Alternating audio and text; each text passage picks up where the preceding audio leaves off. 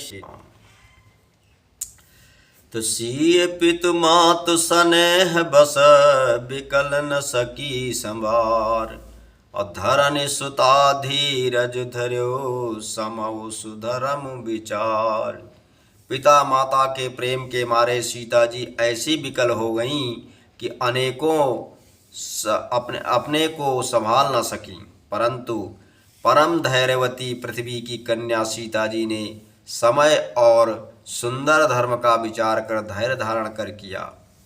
तो तापस बेस जनक सिय देखी, अभयउ प्रेम परितोष बिसेखी।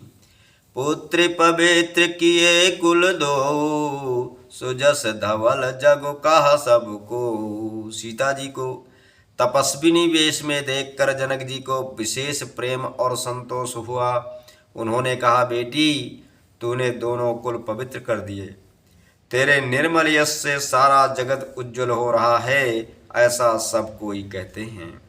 तो जित सुर सरि की रति सरि तोरी, अगवनु कीन विधि अंड करोरी। गंग अवन थल तीन बडेरे, यही किए साधु समाज घनेरे। तेरी कीर्त रूपी नदी देव नदी गंगा जी को भी जीतकर जो एक ही ब्रह्मांड में बहती है, करोड़ों ब्राह्मणों में वह चली है। गंगा जी ने तो पृथ्वी पर 3 ही स्थानों हरिद्वार, प्रयागराज और गंगा सागर को बड़ा तीर्थ बनाया है, पर तेरी इस कीर्त नदी ने तो अनेकों संत समाज की रूप की तीर्थ स्थान बना दिए हैं। तो पितु कहा सत्य स्नेह बसुबानी, असीय सकुच महु मनहु समानी। पुनि पितु मातु लीन उरलाई, असिख आशीष हित दीन दुह सुहाई। पिता जनक जी ने तो स्नेह से सच्ची सुंदर वाणी कही, परंतु अपनी बड़ाई सुनकर सीता जी को मानो संकोच में समा गई। पिता माता ने उन्हें फिर हृदय से लगा लिया और हित भरी सुंदर सीख और आशीष दी।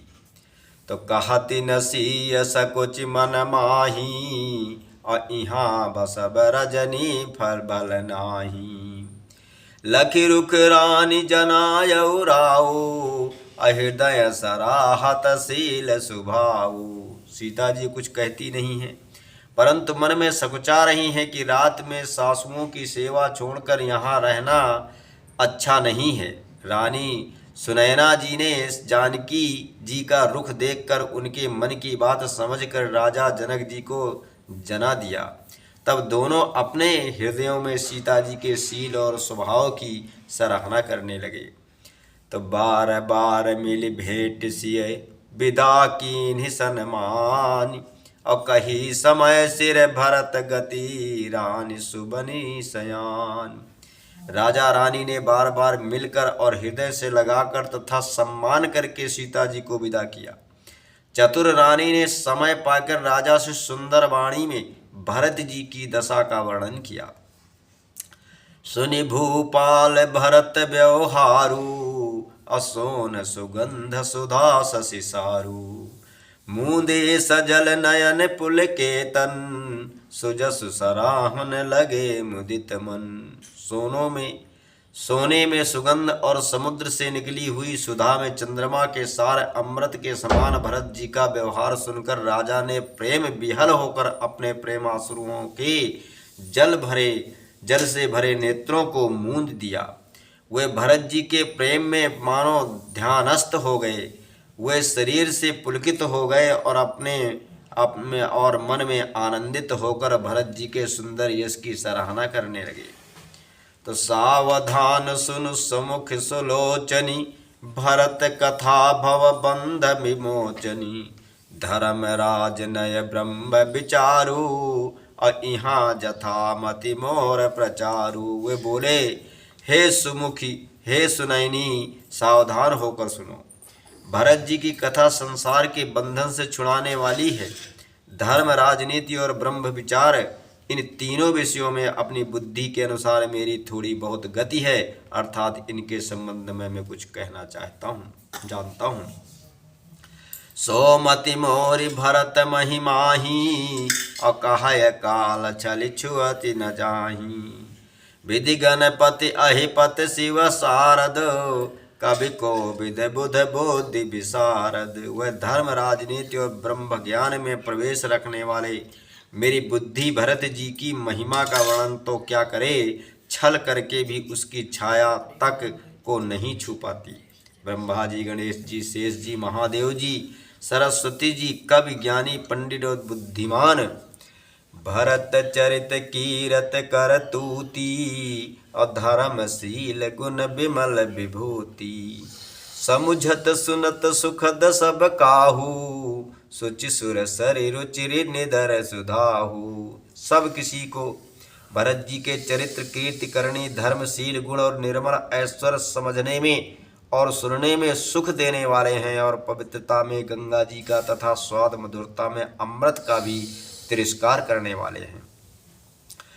तो निर्विधि गुण निरुपम पुरुष, भरत भरत समझानी, और कहिए सुमेरु किसेर सम, कवि कुल मति सकुचानी। भरत जी आशीष गुण संपन्न और उमा रहित पुरुष हैं। भरत जी के समान बस भरत जी ही हैं, ऐसा जानो। सुमेर पर्वत को क्या शेर के बराबर कह सकते हैं, इसलिए उन्हें किसी पुरुष के साथ उपमा देने में कवि समाज की बुद्धि भी सकुचा गई। तो अगम सबहि बरतन बर बन बरनी, अजिम जलहीन मीन गम धरनी। भरत अमित महिमा सुनु रानी, अजान ही राम न सकहीं बखानी। हे श्रेष्ठ वर्णन वाली, भरत जी की महिमा का वर्णन करना सभी के लिए वैसे ही अगम है जैसे जल रहित पृथ्वी पर मछली का चलना। हे रानी सुनो, भरत जी की अपरिमित महिमा को एक श्री रामचंद्र जी ही जानते हैं, किंतु वे भी उसका वर्णन नहीं कर सकते।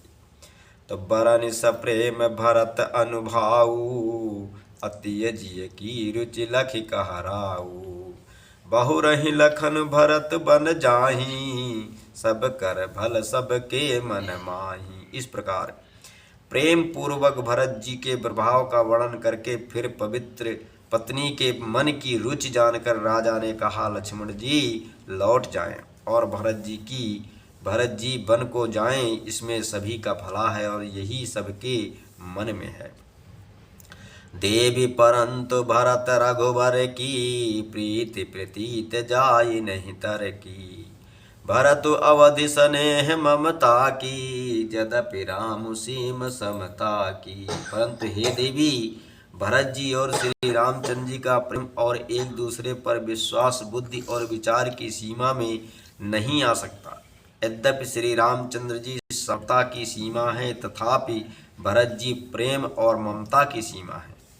परमारथ स्वारथ सुख सारे, अब भरत सपन्यहु मनहु निहारे। साधन सिद्धि राम पगनेहु, मोहि लकी बर परत भरत मतेहु। श्री रामचंद्र जी के प्रति अनन्य प्रेम को छोड़कर भरत जी ने समस्त परमार्थ, स्वार्थ और सुखों की और स्वप्न में भी मन से भी नहीं ताका। श्री राम जी के चरणों का प्रेम ही उनका साधन है और वही सिद्धि है। मुझे तो भरत जी का बस ही एकमात्र सिद्धांत जान पड़ता है। तो भोर्यहु भरत न पोली हई, मन सहु राम जाई। और करियन सोचु सनेह बस, कहु भूप बिल खाई। राजा ने बिलक कर प्रेम से गदगद होकर कहा, भरत जी भूल कर भी श्री रामचंद्र जी की आज्ञा को मन से भी नहीं टालेंगे, अतः स्नेह के बस होकर चिंता नहीं करनी चाहिए। तो राम भरत गुण गुण गणत सप्रीति, अनिशिदम पतहि पलक सम बीती। राज समाज प्रात जुग जागे, न्याय न्याय सुर पूजन लागे। श्री राम जी और भरत जी के गुणों की प्रेम पूर्वक गणना करते कहते सुनते पति पत्नी को रात पलक के समान बीत गई। प्रातः काल दोनों राज समाज जागे और नहा नहाकर देवताओं की पूजा करने लगे। गे नहाई गुर पहि रघुराई, अबंद चरण बोले रुख पाई। नाथ भरतपुर जन महतारी, शोक बिकल बन बस दुखारी। श्री रघुनाथ जी स्नान करके गुरु वशिष्ठ जी के पास गए और चरणों की वंदना करके उनका रुख पाकर बोले, हे नाथ, भरत अवधपुरवासी तथा माताएं सब शोक से व्याकुल हैं और वनवास से दुखी हैं। सहित समाज राव मिथिलेशु, बहुत दिवस भय कहत कलेश हत कलेशु। उचित होई सोई कीजिए नाथा, हित सब ही कर रहो रे हाथा। मिथिलापति राजा जनक जी की भी समाज सहित क्लेश कह सहते बहुत दिन हो गए, इसलिए हे नाथ जो उचित हो वही कीजिए, आप ही के हाथ सभी का हित है। तो अस कही अति सकुचे रघुराई, अमुनि पुल के लखी सील सुभाऊ। तुम बिन राम सकल सुख साजा, अनरक सरिस दुहराज समाजा। ऐसा कहकर श्री रघुनाथ जी अत्यंत ही सकुचा गए। उनका शील स्वभाव देखकर प्रेम और आनंद से मुनि वशिष्ठ जी पुलकित हो गए। उन्होंने खुलकर कहा, हे राम, तुम्हारे बिना घर बार आदि संपूर्ण सुखों के साज दोनों राजा समाजों को नरक के समान है।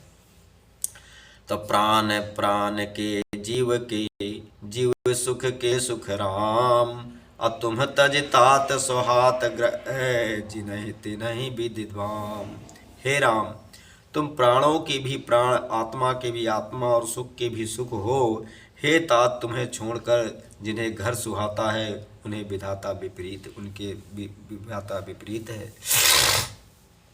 सो सुख करम धर्म जर जाऊ, अजहन राम पद पंकज भाऊ।